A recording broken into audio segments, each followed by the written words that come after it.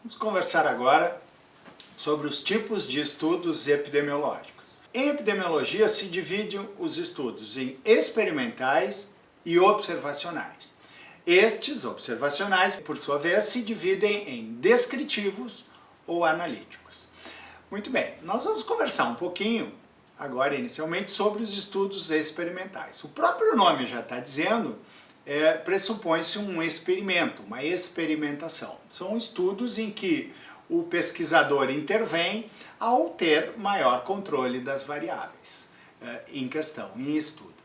Esses estudos são normalmente os estudos chamados de padrão ouro, os estudos com maior credibilidade, maior confiabilidade, porque, se bem feitos, evidentemente, são estudos que têm um maior controle das associações investigadas. São normalmente os estudos para novas drogas, para investigação etiológica de doenças e avanço com novas medicações e etc. Esses estudos são normalmente feitos em laboratórios inicialmente, os ensaios clínicos randomizados, o estudo, de novo, padrão ouro em epidemiologia e, eventualmente, as intervenções comunitárias quando se avança os resultados.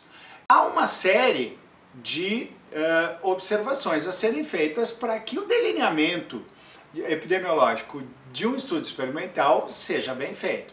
Existem basicamente 3 condições a serem observadas e obedecidas por um ensaio clínico randomizado. Por exemplo, você tem que ter a comparabilidade da população. Depois de selecionar uma população específica que participará do estudo, essa população deverá ser randomizada.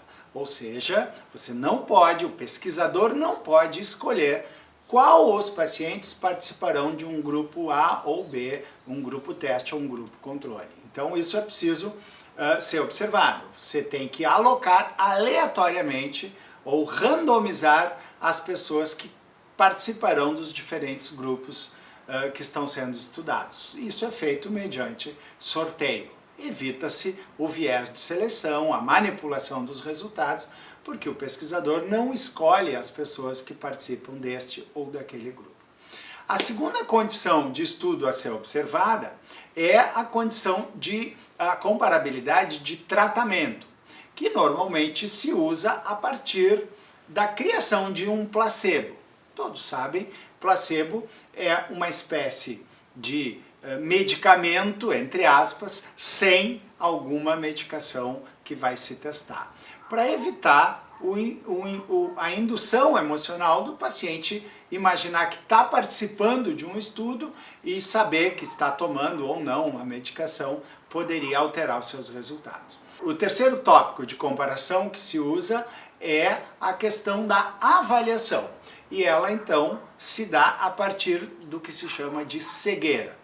Chama-se estudos cegos, aquele em que os pacientes não sabem de que grupo participam, ou seja, por exemplo, não sabem que tipo de medicamento estarão tomando.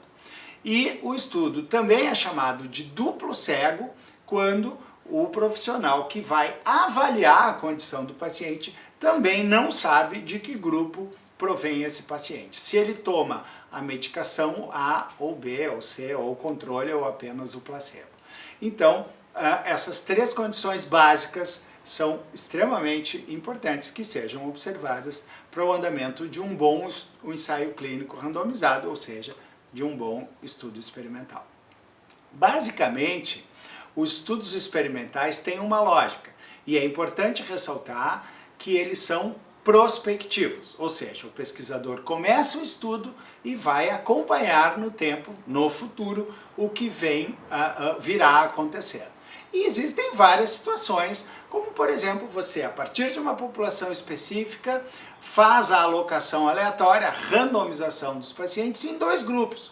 Por exemplo, o grupo teste e o grupo controle. O grupo teste, onde se vai avaliar uma determinada medicação, o grupo controle, que pode ser um placebo, ou eventualmente não há um grupo controle e há 2 grupos testes para, a partir daí, num período de acompanhamento definido pelo estudo, se observar se o paciente melhora de uma determinada condição ou adoece conforme o objetivo do estudo. E esse estudo tem adaptações. Você pode, por exemplo, criar mais de um grupo. Você não precisa comparar só o grupo A e o grupo B. Você pode ter vários grupos de comparação.